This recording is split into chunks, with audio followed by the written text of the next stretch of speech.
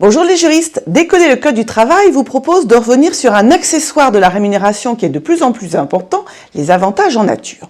Alors c'est Léo, il est cadre et on va lui remettre une voiture de fonction. Il s'interroge comment ça se passe en termes de déclaration de cet avantage en nature. Il faut savoir qu'il y a l'obligation de déclarer l'avantage en nature, ça suppose trois choses. D'abord d'évaluer le montant de l'avantage en nature selon des barèmes qui sont fixés notamment par l'URSSAF.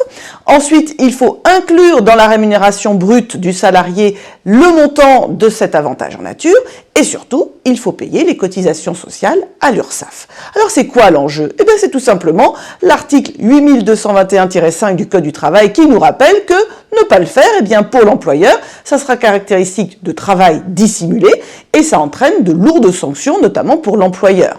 Alors, dans notre affaire, pour évaluer cet avantage en nature, il faudra regarder les barèmes qui sont fixés. On peut trouver sur le site de l'URSSAF les éléments.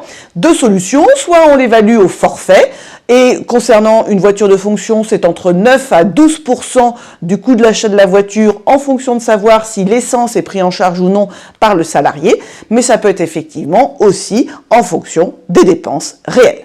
C'est une question technique, mais qui est importante juridiquement. Voilà les juristes, à bientôt, au revoir.